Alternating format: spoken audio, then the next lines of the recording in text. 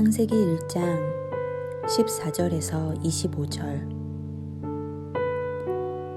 하나님이 이르시되 하늘의 궁창에 광명체들이 있어 낮과 밤을 나누게 하고 그것들로 징조와 계절과 날과 해를 이루게 하라.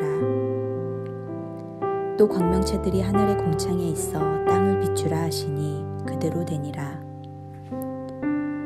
하나님이 두 큰 광명체를 만드사 큰 광명체로 낮을 주관하게 하시고 작은 광명체로 밤을 주관하게 하시며 또 별들을 만드시고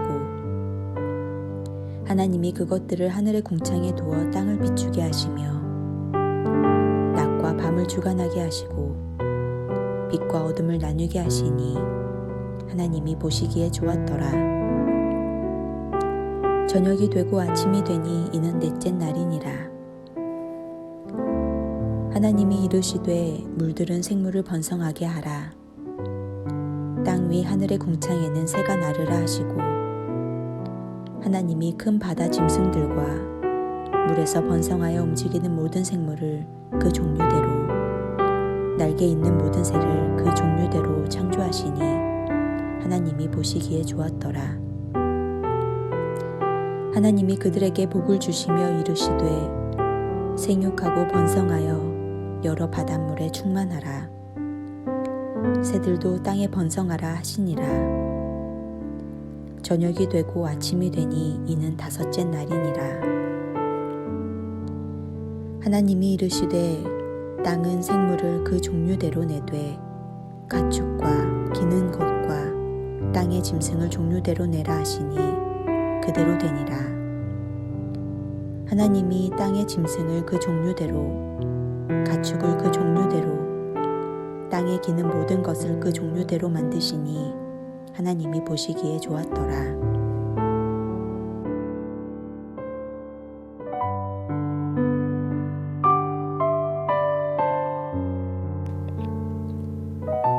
창조주로서 그 무엇과도 구별되시는 하나님께서는 창조의 첫 3일간 낮과 밤, 창공과 물, 땅과 바다를 나누셨고 식물이 돋아나게 하셨습니다. 오늘의 본문은 그렇게 생겨난 질서 잡힌 공간에 하나님께서 주인공들을 채워 넣으시며 사명을 주시는 이야기입니다. 넷째 날에는 첫째 날에 구별된 빛과 어둠을 다스릴 광명체들이 등장합니다. 고대 근동에서 해와 달과 별들은 항상 가장 중요한 신들로 숭배되었지만 이 모든 것도 사실 하나님께서 만드신 피조물일 뿐입니다. 다섯째 날에는 둘째 날에 나뉘었던 창공과 바다를 가득 채울 새들과 수중 생물들이 창조됩니다. 그리고 여섯째 날 하나님께서는 셋째 날에 드러난 땅을 덮을 육지 생물들을 창조하십니다. 바다와 땅이 활력 넘치는 생명체들을 쏟아내지만 그 모든 생명은 하나님의 말씀의 능력에서 시작되고 우리에게 오고 있습니다. 그리고 각 창조의 단계마다 하나님께서는 보시기에 좋았다고 평가하셨습니다. 아직 여섯째 날은 끝나지 않았습니다. 아주 특별한 존재의 창조가 남아 있습니다. 신앙인들은 하나님의 말씀을 듣는 일에 간절함을 가진 사람입니다. 진심으로 그 말씀을 듣는 사람들이라는 것입니다. 그리고 자신들이 들은 하나님의 말씀을 그 삶에 드러내기 위해 애쓰는 사람이기도 합니다. 하나님께서는 듣는 말씀인 성경과 보는 말씀인 창조의 세계를 통해 믿는 사람들에게 항상 하나님의 말씀을 전하십니다. 오늘 우리의 눈이 어두워져 창조 세계를 통해 전해지시는 하나님의 말씀을 바라보지 못할 뿐 하나님은 지금도 이 창조의 세계를 통해 우리에게 여전히 당신의 말씀을 전하고 계십니다.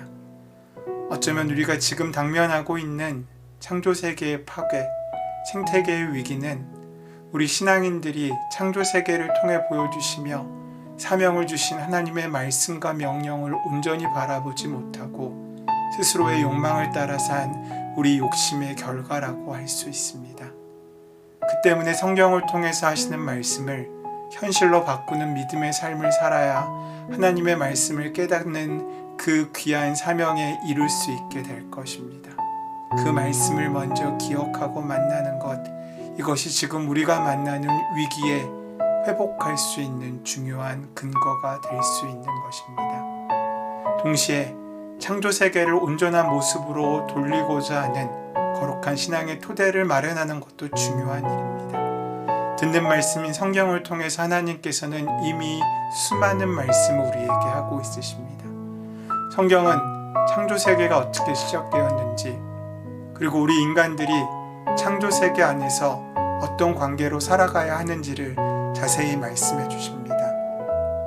또한 성경은 하나님이 창조 세계 안에서 맺어주신 생명과의 아름다운 관계를 거부한 사람들이 하나님 대신 스스로 주인 되고자 할 때 어떤 문제가 발생하게 되는지 우리에게 그 진실을 보여주고 있습니다. 그래서 결국 그 생명과 정의와 평화의 관계를 회복시키시고 창조의 세계의 모든 존재와의 화해를 위해 하나님의 아들이신 예수 그리스도께서 우리 가운데로 오셔야만 했음을 우리에게 말씀하여 줍니다. 지금 우리에게 필요한 것은 이제 마음을 열고 그 말씀, 처음 주신 그 말씀과 사명을 만나 우리의 욕심이 아닌 하나님의 시선으로 창조 세계를 바라볼 수 있어야 한다는 것입니다. 하나님께서 지으신 모든 것을 좋아하셨습니다. 하지만 오늘 우리가 좋아하는 것은 무엇입니까? 노동도 그 결과물도 사명도 아닌 그저 돈이고 더 많은 돈뿐입니다. 돈만 좋아하는 인간에겐 모든 것이 수단이고 과정일 뿐입니다. 돈 되는 것을 찾아 헤매는 우리의 시선은 하나님께서 지으신 피조물을 향한 존중도 사랑도 상실한 채 이리저리 욕심에 따라 떠돌게 됩니다. 하나님의 시선과 그 마음과 나란히 머물 시간조차 없습니다. 그 결과 자연은 끔찍하게 파괴되었고 동물들은 처참한 환경에서 지옥 같은 고통을 강요당하며 우리 역시 바이러스로 인한 아픔을 겪게 된다는 것입니다. 오늘날 우리가 처한 환경과 경제의 문제는 하나님처럼 자연 만물을 좋아하지 않으면, 하나님처럼 자신의 노동과 그 결과물을 소중히 여기지 않으면 결코 해결할 수 없는 문제들입니다. 창세기 1장은 돈이라는 환상에 눈먼 우리를 치유하시는 하나님의 귀한 처방입니다.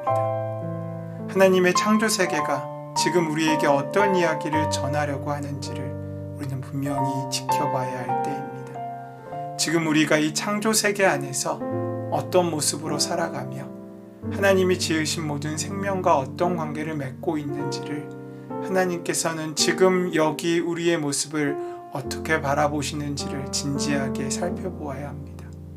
그리고 하나님께서 이루고자 원하시는 세상이 무엇인지를 깨달아 알아야 합니다. 눈으로 보는 말씀, 지식으로 하는 말씀으로 끝나지 않고 허락하신 세상 가운데 이 땅을 생육하게 하고 번성케 하는 그 말씀을 현실로 실상으로 바꾸는 믿음의 삶이 우리에게 필요한 것입니다.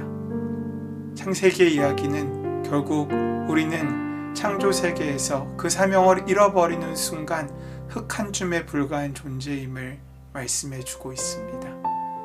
창조 세계가 하나님의 은총으로 가득한 공간이라면 우리 역시 하나님의 은총으로 창조된 존재들입니다. 그러므로 우리에겐 아직 기회가 있습니다. 세상을 창조하시고 심히 좋아하셨던 그 하나님의 마음, 그 마음을 함께 느끼고 함께 만나고 함께 누리는 귀한 하루가 되시기를 소원하고 축원합니다.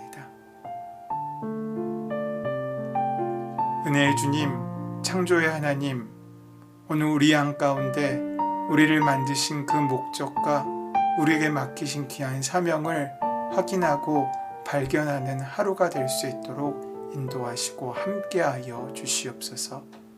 주 예수 그리스도의 이름으로 기도드립니다. 아멘. 이제 오늘 주신 말씀을 나의 말씀으로 만나기 위하여 조용히 침묵 가운데 말씀을 묵상하시고 기도로 하루를 여는 시간을 갖겠습니다.